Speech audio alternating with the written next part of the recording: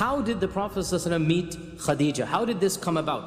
Now, it so happened that Khadijah's older sister had a flock. She had a herd of camels. And her older sister hired the Prophet Muhammad ﷺ to take their flock out and to graze them outside of Mecca. And she hired two people. We don't have the name of the other person. The Prophet ﷺ and another young man. After the Prophet ﷺ had finished the grazing, they had to go back into town in order to collect their wages. So the young man that was with the Prophet ﷺ, and at this age the Prophet ﷺ is probably 23, 24 years old. The young man that was with him said, now that we're done, come let's go and ask our wages from Khadijah's sister. So the Prophet ﷺ said, why don't you go on my behalf? Because I am too shy to go, because she's a woman. So the person came to Khadijah's sister, and it so happened that Khadijah was in her house at that time. And he asked for his wages. Khadijah said, where is Muhammad? He also has earned half of the wage. Where is Muhammad? So the man said he was too shy to come and ask it from you.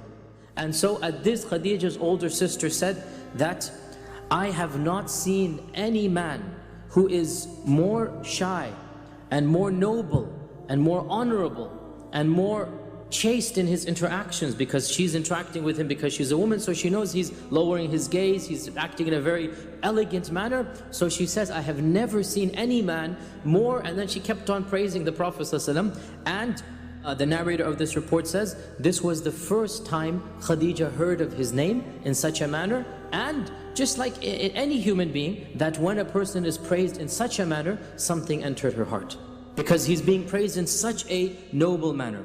And eventually, later on in the year, Khadijah had to send her own caravan to Syria. And Khadijah owned a lot of wealth, but because she's a woman, she cannot go herself to do it. And so every single time she has to hire a businessman. So when she heard this praise about the Prophet Muhammad ﷺ, she decided, why don't I choose this young man? So she sent a message to the Prophet ﷺ, why don't you take charge of my caravan?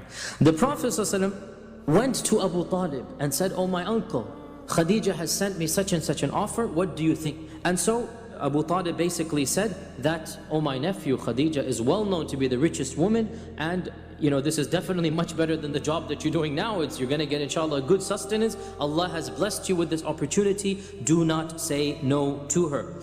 And so the Prophet ﷺ said yes, and Khadijah sent one of her servants along as well to him. And the Prophet ﷺ took the caravan to the city of Busra.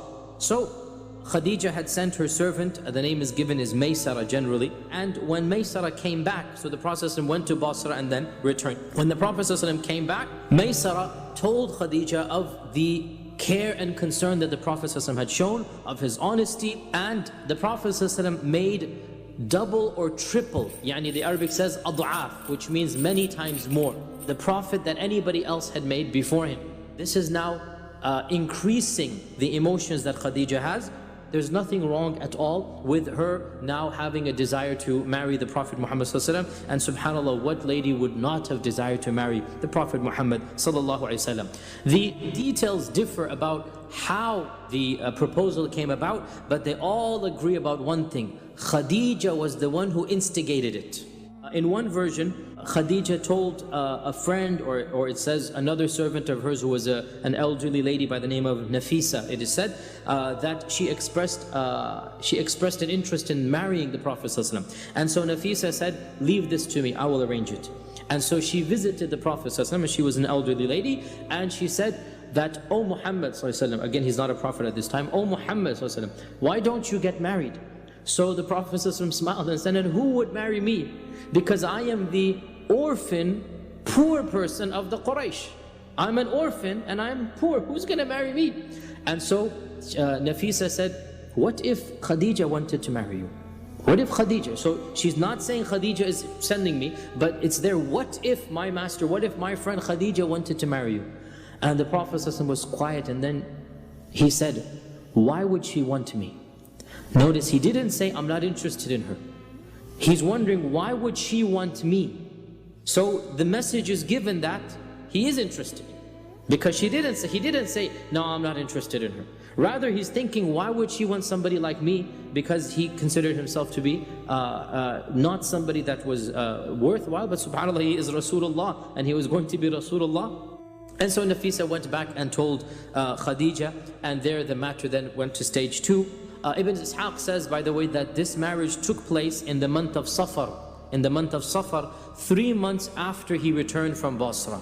3 months after the journey. So for 3 months there was this back and forth. Ibn Hajar and others point out that Khadijah's father had died, that her uncle Amr ibn Asad became her wali, and Abu Talib came with the Prophet ﷺ, and Abu Talib performed the khutbah. He performed the sermon, and the sermon is recorded in one of the early books, that Abu Talib began by praising Allah subhanahu wa ta'ala, and then talking about the lineage of the Quraysh. That's what they always talked about, that we are the noble descendants of Ibrahim and Ismail, that Allah has blessed us with this, and that of the blessings we have is that we are the caretakers of the Kaaba, and Allah has blessed us to be the people of Mecca.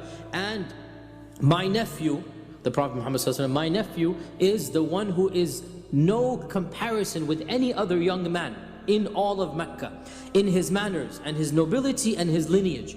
And he has proposed to your noble lady, Al-Karima, your noble daughter, your noble lady, Khadijah, with a mahr of 12 uqiyya wa nishan. Uqiyya is a nugget of silver. So 12 nuggets of silver with a little bit of coins of silver as well.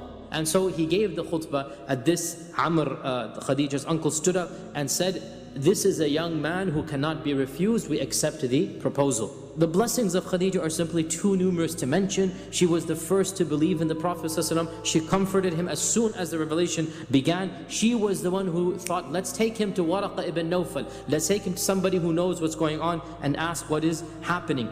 She was the only one whom Jibreel would come in the household of Khadijah. He would not enter any other household, any other wife's house. Any other wife's house he would not enter later on. Aisha, Salama, no one. He only entered the house of Khadijah. And Jibreel told the Prophet ﷺ, once when the Prophet ﷺ was sitting in Mecca, the Prophet ﷺ said to Khadijah that, "Oh Khadijah, here is Jibreel," because Jibreel would enter and Khadijah was in the house, the only wife he would enter. "Here is Jibreel, and he is sending Allah's salam upon you." Subhanallah.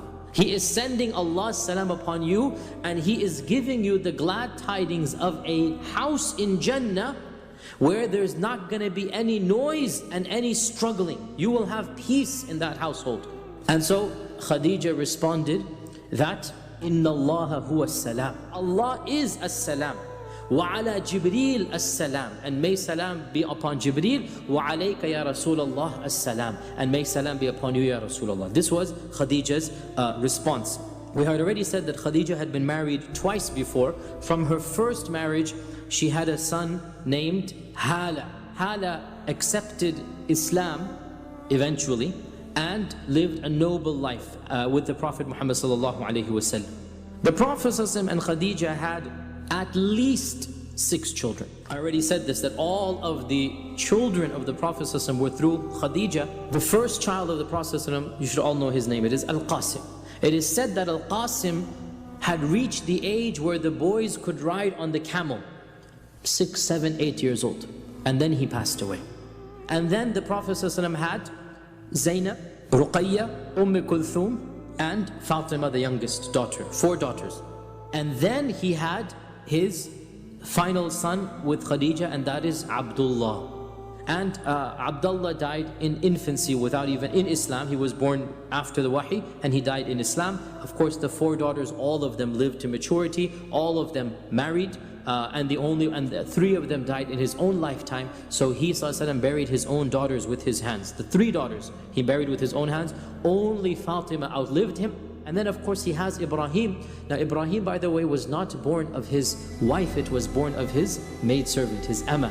None of the other wives of the Prophet ﷺ became pregnant other than Khadijah.